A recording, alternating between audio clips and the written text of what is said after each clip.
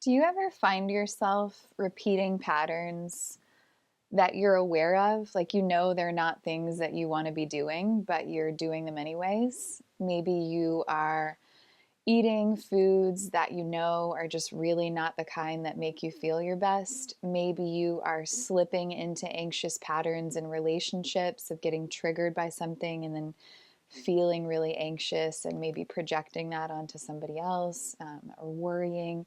Maybe you're people pleasing. Maybe you're avoiding connecting to your body or moving or breathing or doing the things that are best for you. Well, first off, you're not alone if you're feeling like you have this frustrating cycle of repeating patterns that better, like they don't fit for you anymore. And I want to talk to you a little bit about why this happens and what you can do about it. And part of what I believe is happening is that we have these old strategies of like ways of being that were useful for us in the past. So, you eating those foods in the past may have been a really important way for you to comfort yourself or support yourself emotionally in a hard time. Or you going into that anxious cycle in a relationship might have been a way that you created safety for yourself and were like looking out for any red flags of danger and taking action to make sure that you would be okay. Or it might be that avoiding your body is a trauma response and that you're disconnected because of things that have happened, or you work in a job or an environment where you're really not allowed to take good care of yourself because you need to stay busy. And so ultimately, what's happening is these patterns that no longer serve you and that you want to evolve out of, you're still repeating them on some level because you haven't replaced them with a better pattern just yet. And so we often make the decision of like, gosh, this is no longer serving me, and I want to do things that are better for me, but I don't have the inner guidance system online leading me towards that next thing that's going to be better for me. And I keep slipping back because that still feels helpful. So, first off, I want to just give you permission to evolve. Like, you have permission to let go of those old strategies, and you're going to want to have new ways that are better aligned for you. So, if you know that you eat emotionally, then what are some other things that you can do to support yourself emotionally during a hard time? If you know that you get anxious in relationships, if you feel like you're being threatened or like might be abandoned or rejected in some way, what can you do to support yourself in those moments? If you know that you avoid your body because you maybe have some stuff stored in your nervous system or held in your body, or these circumstances that make it really hard for you to connect with your body, what are you going to do about helping yourself move into a different way of being? Rather than getting caught in a judgment cycle, rather than getting frustrated with yourself or feeling ashamed about being stuck in those old patterns, I want you to just like shadow box those thoughts away because they just don't help you. The only use that they have is to help you see things and get motivated and choose a different course of action. And when it comes to your growth and healing and evolution, I think that many people miss out on the fact that there has to be actual strategies, like practical things in place that are helping you move forward and helping you live in a way that is better aligned for you. It is not as simple as becoming aware of it and making a different choice because you have deeply ingrained skill sets, things that you're good at. And it might be emotionally eating, and it might be going toward anxiety in relationship, and it might be body avoidance. Believe it or not, those are skills that you've developed. You have to build different skills, and that takes time and commitment. It takes support, it takes resources. We're all motivated by a little bit of different things. Me personally, I have to know why I'm doing something. I have to understand the mechanics of it. It has to feel powerful for me. It has to make sense for me in order for me to be motivated. I'm not the kind of person that you can just tell to do something and me be like, yes, totally. It has to be an inner yes for me. Other people are motivated in different ways. And so I want you to just kind of like step back from being stuck in a pattern and move towards realizing what that thing was giving you and what you're going to do about it to help yourself. What are the new ways that you're going to support yourself? What are the new choices that you're going to make?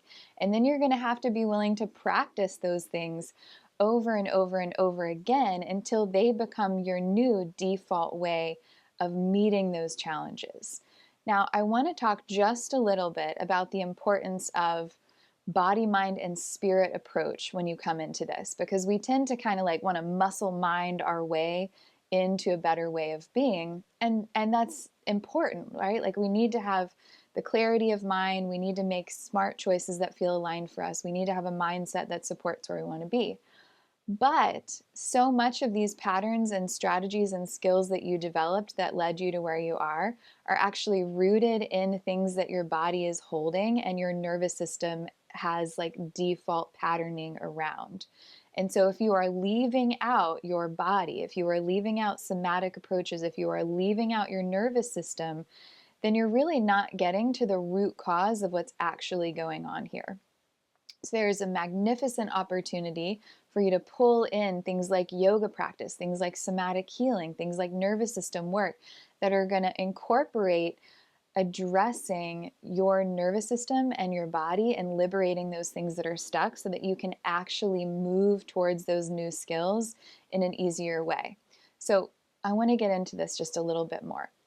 When your nervous system's default pattern is to go into fight or flight or fawn or freeze based on a stress response, which these strategies that I'm talking about, like emotional eating and anxious reactions and anxiety and body avoidance, are actually coming to you because your nervous system is going into fight or flight or fawn or freeze responses.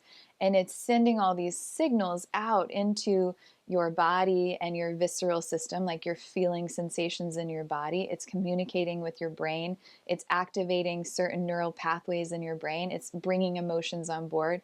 It's stimulating stress hormones in your body. It's bringing your trauma patterning up to the surface. And then you're responding from that way. And also true, it is really hard when you're in a fight, flight, freeze, or fawn mode to actually make the choices that you're wanting to make that are better aligned for you, because you're not as likely to be aware that you're hungry and that you need to balance your blood sugar. You're not as aware that maybe your body needs sleep or that it needs for you to slow down and rest. You're not going to have the same level of creativity and possibility when you're in those nervous system states that your mind is telling you it wants to have. It wants you to hydrate well. It wants you to eat only when you're hungry and stop when you're full. It wants you to eat foods that are going to nourish you, right? Like, your mind wants these things, but your nervous system and your emotions and these patterns that live inside of you are deeply ingrained within you. So if you work on your nervous system, you get to rewire, you get to repattern these default settings inside of you. You get to do what I call whole spectrum living, where you get to broaden, like, what can you tolerate and stay anchored in your sense of self? And when can you have the availability to choose those things that are going to be better aligned for you and really match up with what mind wants for you and your ability to actually live in that way? Now, if this interests you, I have a workshop coming up. You can participate in person if you're here in Greenville, South Carolina, or you can participate online. It is called Beyond Therapy, and it is meant for people who have already done some inner work. Maybe you've been to therapy in the past, or you're currently in therapy, and you're looking for the ability to break through to that next level, and you know that your body, mind, and spirit have to be part of it. The whole premise of this workshop is that I'm going to teach you yoga, somatic, and nervous system tools to improve your mental well-being.